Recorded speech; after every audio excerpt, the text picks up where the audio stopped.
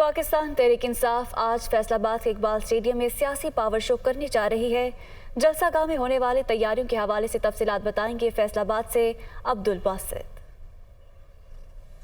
जी बिल्कुल, फैसलाबाद में आज पाकिस्तान तहरीक इंसाफ अपना सियासी पावर शो करने जा रही है। जलसा गाह के लिए इकबाल स्टेडियम को मुंतखब किया गया है, जहां पे इस वक्त जलसे की तैयारियां जो हैं वो भी ज़ोरों शोर से जारी है। कुर्सियां लगाई जा रही हैं, लाइटिंग का इंतज़ाम किया जा रहा है, साउंड सिस्टम्स का अहतमाम किया जा रहा है और यहाँ पर जो मेन स्टेज है उसके ऊपर भी तैयारियाँ जारी हैं। मरकज़ी स्टेज पर इमरान खान समेत जो दीगर मरकज़ी रहनुमा हैं वो जलवागर होंगे। यहाँ पर बड़ी तादाद में जो पाकिस्तान तहरीक इंसाफ के कारकुनान, वोटर्स और जो दीगर शहरी हैं वो जलसा गाह में इमरान खान का खिताब सुनने के लिए आएंगे। इसके साथ साथ अगर सिक्योरिटी की सूरत हाल देखी जाए और इकबाल स्टेडियम के दाखिली और खारजी रास्तों का अगर जिक्र किया जाए तो इकबाल स्टेडियम के मजमूई तौर पर 8 रास्ते हैं, जिनमें से 7 गेट जो हैं वो पब्लिक के लिए और कारकुनान के लिए जो है वो मुख्तस किए गए हैं, जबकि गेट नंबर 1 जो है वो VIP एंट्रेंस के लिए जो है वो रखा गया है। पैदल आने वाले जो कारकुनान और जो शहरी हैं उनकी भी जामिया तलाशी लेने के बाद उन्हें जलसा गाह की तरफ आने दिया जाएगा। इसके साथ साथ अगर